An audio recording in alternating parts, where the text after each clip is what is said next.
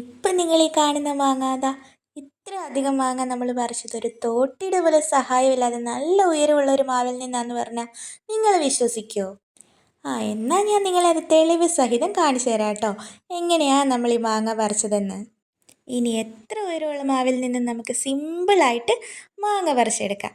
അതിന് വേണ്ടിയിട്ടിതാ നമുക്ക് വേണ്ടത് അത്യാവശ്യം നീളമുള്ള ഒരു കയറും എറിയാൻ പാകത്തിന് ഭാരമുള്ള ഒരു ചെറിയ കല്ലോ അല്ലെങ്കിൽ പഴയ എന്തെങ്കിലും ഇരുമ്പിൻ്റെ കഷ്ണവോ മതിയേ. നമ്മളിവിടെ എടുത്തേക്കുന്ന മെറ്റലിൻ്റെ ഒരു എൽബോ ജോയിൻ്റ് ആണ്. ഈ പിക്ചറിൽ നിങ്ങൾക്കിത് കറക്റ്റായിട്ട് എങ്ങനെ കെട്ടുന്നതെന്ന് മനസ്സിലായി കാണും അല്ലേ? കണ്ടോ, അത്രയും ഉയരമുള്ള മാവിൽ നിന്ന് ഇഷ്ടം പോലെ മാങ്ങ നമ്മുടെ ഈ ട്രിക്ക് ഉപയോഗിച്ച് പൊഴിഞ്ഞു വീഴുന്നത് നിങ്ങൾക്ക് തന്നെ ഇവിടെ കാണാം അല്ലേ?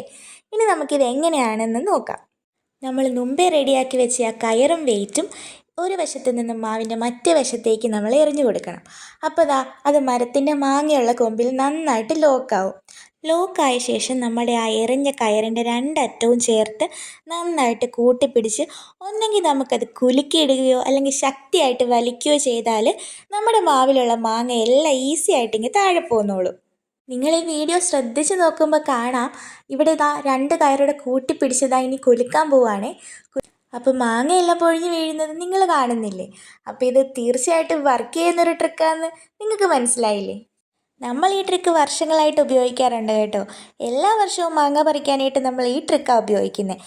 ഇത് മാവിൽ മാത്രമല്ല, ഈ ഐഡിയ നിങ്ങൾക്ക് എവിടെ വേണമെങ്കിലും ട്രൈ ചെയ്ത് നോക്കാവുന്നതാണ്. ഏത് മരത്തിലും ഇത് അടിപൊളിയായിട്ട് വർക്കാവും. അപ്പം നിങ്ങൾക്കിത് നേരത്തെ അറിയാമായിരുന്നോന്നൊന്ന് താഴെ കമൻറ്റ് ചെയ്യണേ. ഇനി മാങ്ങ കായ്ച്ചു പക്ഷേ അത് പറിക്കാനായിട്ട് തോട്ടിയൊന്നും ഇല്ലെന്നും പറഞ്ഞ് ആരും വിഷമിച്ചിരിക്കേണ്ട. ഈ ഐഡിയ ഒന്ന് ട്രൈ ചെയ്ത് നോക്ക്, തീർച്ചയായിട്ടും വർക്കാവും. അപ്പോൾ ഇനി ഇതുപോലത്തെ അടിപൊളി വീഡിയോസ് കാണാനായിട്ട് എൻ്റെ ചാനൽ ഒന്ന് എല്ലാവരും സബ്സ്ക്രൈബ് ചെയ്ത് സപ്പോർട്ട് ചെയ്യണേ. അപ്പോൾ ഈ വീഡിയോ നിങ്ങൾക്ക് യൂസ്ഫുൾ ആയെങ്കിൽ താഴെ തീർച്ചയായിട്ടും കമൻറ്റ് ചെയ്യണേ. കൂടാതെ ലൈക്ക് ചെയ്യാനും നിങ്ങളുടെ ഫ്രണ്ട്സിലേക്ക് ഷെയർ ചെയ്യാനും മറക്കല്ലേ.